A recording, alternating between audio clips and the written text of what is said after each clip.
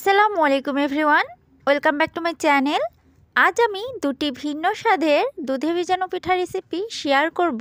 খুবই সহজভাবে দেখানোর চেষ্টা করেছি। আশা করছি ভিডিওগুলো আপনাদের উপকারে আসবে। পিঠাগুলো দেখতে যতটা লোভনীয় হয়েছে, খেতে তার থেকে অধিক সুস্বাদু ছিল। তাহলে চলুন কথা না বাড়িয়ে পিঠাগুলোর রেসিপি দেখে আসি। এই চুষি পিঠা এখন অনেক ভিডিওতে দেখছি যে অনেকে ঝাঁঝরি চামচ দিয়ে বা গ্রেটারের সাহায্যে খুব সহজেই তৈরি করে নেয়। আসলে গ্রেটার বা ঝাঁঝরি চামচ দিয়ে যে কত সহজে তৈরি করা যায়, আমি সেটাই আজকে আপনাদেরকে দেখানোর চেষ্টা করেছি। তাহলে চলুন কথা না বাড়িয়ে চলে যাচ্ছি মূল রেসিপিতে। ভিডিও ভালো লাগলে অবশ্যই একটি লাইক দিয়ে দেখা শুরু করবেন। পিঠা তৈরির জন্য একটি প্যানে 2 বাটি পানি নিয়ে নিচ্ছি। দিচ্ছি স্বাদমতো লবণ। আপনারা মিষ্টি খাবারে যদি লবণ না দেন তাহলে স্কিপ করে দিতে পারেন। পানিটি যখন ফুটে আসবে তখন আমি ওই বাটিরই 1 বাটি এখানে শুকনো চালের গুঁড়ি দিয়ে দিচ্ছি। আর এই শুকনো চালের গুঁড়ি দিয়েই আমি এই ডোটা তৈরি করে নিব। পানি আর চালের গুঁড়ির পরিমাণটা যদি ঠিক থাকে তাহলে আপনার ডোটাও একদম ঠিকঠাক হবে। নাড়তে নাড়তে যখন এটা টেনে এসেছে তখন আমি এটা চুলা থেকে নামিয়ে নিব। আর নামিয়ে নেওয়ার কিছুক্ষণ পরে এটাকে ভালোভাবে মুথে নিতে হবে। আমি চামচ দিয়ে কিছুটা এভাবে ছড়িয়ে কিছু গরম ভাবটা বের করে নিচ্ছি। এরপরে কিছু পরিমাণ আটা দিয়ে এটাকে ভালোভাবে মুথে নিব। 2 থেকে 3 মিনিট সময় নিয়ে ডোটাকে ভালোভাবে মুথে নিতে হবে, তাহলে সফট একটি ডো তৈরি হবে। ডোটা যত পারফেক্ট তৈরি হবে পিঠাগুলোও তত ইজিভাবে তৈরি করে নেওয়া যাবে। দেখুন মুথে নিতে নিতে সুন্দর একটি ডো তৈরি হয়ে গেছে। আমি শেষ পর্যায়ে কিছুটা হাতে তেল দিয়ে তারপরে এটা মুথে নিয়েছিলাম। আপনাদের হাতেও যদি লেগে আসে তাহলে সামান্য পরিমাণ তেল দিয়ে এটা তৈরি করে নিতে পারবেন। ডোটা তৈরি হয়ে গেছে। এখান থেকে আমি কিছুটা লেচি কেটে আমি ট্রেডিশনাল পদ্ধতিতে পিঠাটা তৈরি করে দেখাচ্ছি। আগে যেভাবে এই পিঠাগুলো তৈরি করা হতো, লম্বা রশির মতো এভাবে করে নিয়ে এরপর এখান থেকে ছোট ছোট লেচি কেটে নেওয়া হতো। এটা আপনারা হাতের সাহায্যেও কেটে নিতে পারেন। সবগুলো লেচি যেন একই সমান হয়, তাহলে পিঠাগুলো একই সমান হবে। এভাবে কেটে নেওয়ার পরে আপনারা 2 হাতের তালুতেও এটাকে চেপে এই পিঠার শেপটা দিতে পারেন, অথবা রুটি বেলার পিঁড়ি বা এরকম কোনো প্লেট সমান কোনো জিনিসে এভাবে আটা ছিটিয়ে তারপরে এটাকে 2 বার এভাবে প্রেস করলে কিন্তু পিঠাটা তৈরি হয়ে যাবে। সাধারণত এভাবে এই পিঠাগুলো তৈরি করে নেওয়া হয়। দেখুন এটা ডলা দেওয়ার পরে এই রকম হবে, আর এই চুষি পিঠাগুলোর সাইজ এরকমই হয়। তো আমি প্রথমে এই ট্রেডিশনাল পদ্ধতি আপনাদেরকে দেখিয়ে দিয়েছি। আপনারা চাইলে এভাবে সবগুলো পিঠা তৈরি করে নিতে পারেন। আমি এখন আরেকটি পদ্ধতি আপনাদেরকে দেখিয়ে দিচ্ছি। একটু বড় সাইজের লেচি কেটে এভাবে গোল করে নিব। এরপর একটি কেচির সাহায্যে এই পিঠাগুলোর শেপ আমি দিয়ে দিব। দেখুন এভাবে করে কেটে নিলে খুব সুন্দর একটি শেপ তৈরি হয়ে যাচ্ছে পিঠাটির। এভাবে আমি কেটে কিছুটা পিঠা আপনাদেরকে দেখিয়ে দিচ্ছি। এখানে আমি 3 ধরনের পদ্ধতি শেয়ার করেছি। আপনাদের কাছে যেটা ভালো লাগবে বা যেটা সহজ মনে হবে আপনারা সেটা দিয়েই করে নিতে পারেন। তো দেখুন এভাবে কিন্তু দুধে ভিজিয়ে পিঠাগুলো খাওয়া যাবে। তবে আমি হাতের সাহায্যে এটার আরেকটু সুন্দর করে শেপ দিয়ে দিচ্ছি। আর এভাবে যখন কিছুটা পিঠা তৈরি হয়ে যাবে তখন একটু আটা ছিটিয়ে এগুলোকে নাড়াচাড়া করে দিতে হবে, তাহলে একটির সাথে আরেকটি লেগে যাবে না। 3 নাম্বার পদ্ধতি, যেটা আমি এখন খুবই ভাইরাল দেখছি, যে এরকম একটি ছাঁকনি বা ঝাঁঝরি চামচের সাহায্যে কিন্তু এই পিঠাটা অনেকে তৈরি করে নিচ্ছে। তো আমি এটাও আপনাদেরকে দেখিয়ে দিচ্ছি। এটার জন্য একটা ছোট লেচি কেটে নিতে হবে, আর কেটে নেওয়ার পরে এই চামচের উপর রেখে এভাবে প্রেস করে দিতে হবে। তো আমার থেকে তো হচ্ছেই না। এটা দিয়ে নাকি 5 মিনিটে অনেকগুলো পিঠা তৈরি করে নেওয়া যায়, আর আমার কাছে এটাই কঠিন মনে হচ্ছে। তারপরে আমি আপনাদেরকে দেখানোর চেষ্টা করেছি। দেখুন এভাবে একটু জোরে চাপ দিয়ে আর গায়ের সাথে লাগিয়ে দিয়ে এভাবে করে দিলে কিন্তু নিচ থেকে সুতার মতো লম্বা লম্বা লেচি বের হয়ে আসবে, আর সেই লেচি দিয়েই কিন্তু পিঠাটা তৈরি করে নিতে হবে। এভাবেও দুধে ভিজিয়ে খাওয়া যাবে। তবে যাই বলুন না কেন, প্রথমেই যে হাতের সাহায্যে আমি যে শেপটা দিয়েছি ঠিক সেই শেপটাই চুষি পিঠার একদম পারফেক্ট শেপ হয়। তাছাড়া যেভাবেই কেটে নিন হাতে এভাবে শেপ দিতেই হবে আপনাদেরকে। তো আপনাদের যেটা সহজ মনে হয় আপনারা সেটা দিয়েই করে নিতে পারবেন। দেখুন এখানে আমি সবগুলো পিঠা তৈরি করে নিয়েছি, আর প্রত্যেকবার তৈরি করে নেওয়ার পরে এখানে আটা ছিটিয়ে দিয়েছিলাম, এজন্য একটির সাথে আরেকটি লেগে যায়নি। তবে এই পিঠাগুলো তৈরি করার সময় 2-3 জন হলে খুব ভালো হয়, খুব তাড়াতাড়ি তৈরি করে নেওয়া যায়। এখন আমি এখানে গুড়টা কেটে নিচ্ছি। এরকম গ্রেটারের সাহায্যে আমি কিছু গুড় কেটে নিয়েছি। এখানে আমি 1/2 কাপের মতো এখানে গুড় নিয়েছি।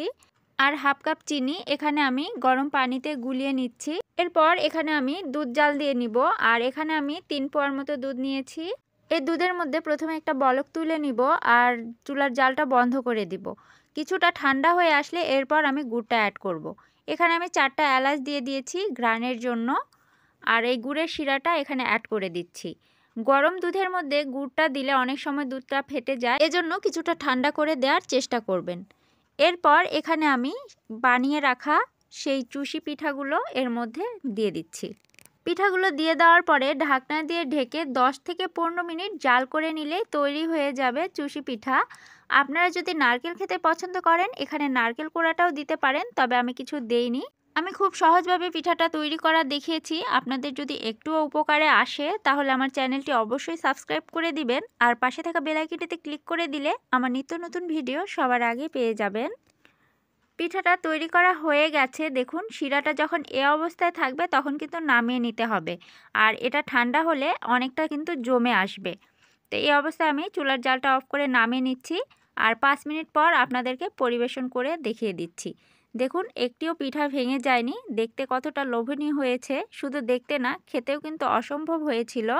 আজ আমি দুধ পাকন পিঠা তৈরি করব আর এই পিঠাটা কোনো রকম স্বাদ ছাড়াই তৈরি করছি। আপনারা ভিডিওটা শুরু থেকে শেষ পর্যন্ত দেখুন, তাহলেই বুঝতে পারবেন আমি কিভাবে এই পিঠাগুলো তৈরি করছি। এই পিঠাগুলা বরিশালের কিন্তু বিখ্যাত একটি পিঠা। দুধে ভেজানো এই পিঠাগুলো অসম্ভব নরম হবে, মুখে দিলেই মিলিয়ে যাবে। আর ঘরে থাকা মাত্র 2 থেকে 3টি উপকরণে কিন্তু এই পিঠা তৈরি করে নেওয়া যায়। অসম্ভব এই মজার পিঠাগুলো এই শীতে অবশ্যই একবার তৈরি করবেন। তাহলে চলুন কথা না বাড়িয়ে চলে যাচ্ছি মূল রেসিপিতে। প্রথমে এখানে আমি নিয়ে নিচ্ছি 2 কাপ পানি আর নিয়ে নিচ্ছি সামান্য পরিমাণ লবণ। পানিতে লবণটা যখন মিশে যাবে আর ভালো মতো একটা বলক চলে আসলে এর মধ্যে আমি 1.5 কাপ আটা দিয়ে দিব। এখানে আমি প্যাকেট আটাটা নিয়ে নিয়েছি। আপনারা চাইলে ময়দা দিয়েও এই পিঠাটা তৈরি করবেন, তাহলে আরও ভালো হবে।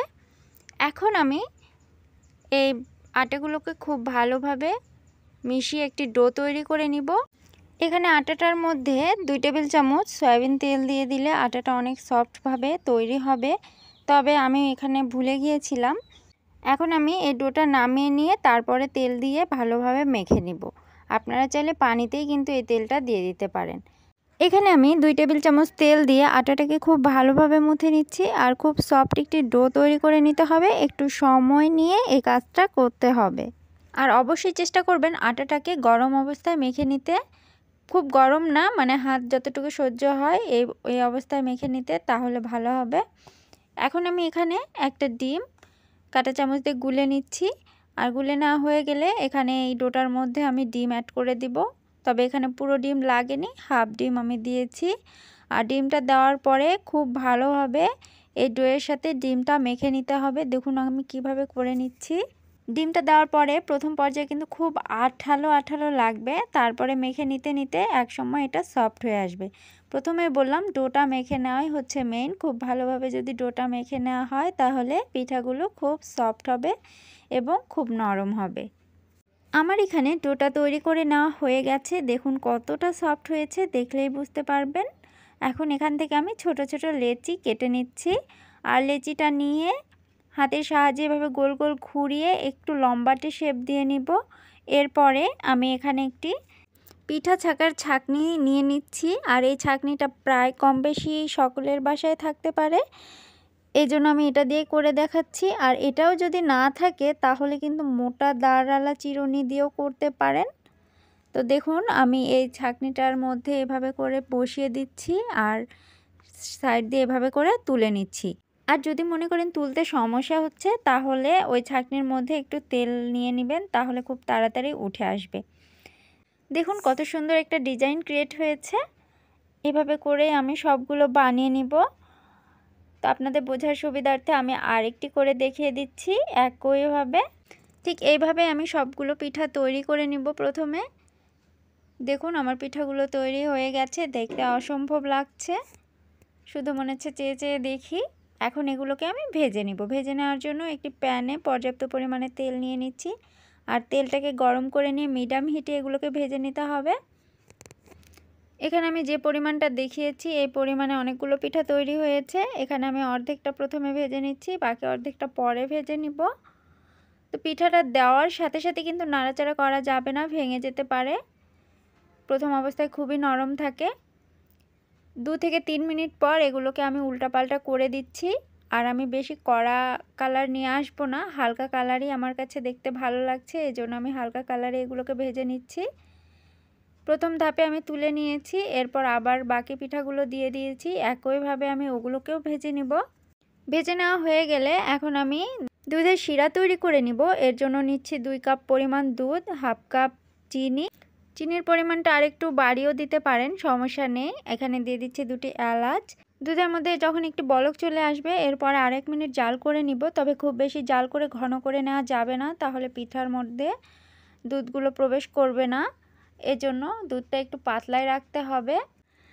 চুলা থেকে দুধ নামিয়ে 1 থেকে 2 মিনিট পরে পিঠাগুলোর মধ্যে দিয়ে দিতে হবে, খুব দেরি করা যাবে না। তো দেখুন আমি পিঠাগুলো প্রথমে সাজিয়ে নিচ্ছি, এরপরে দুধটা এর মধ্যে ঢেলে দিব।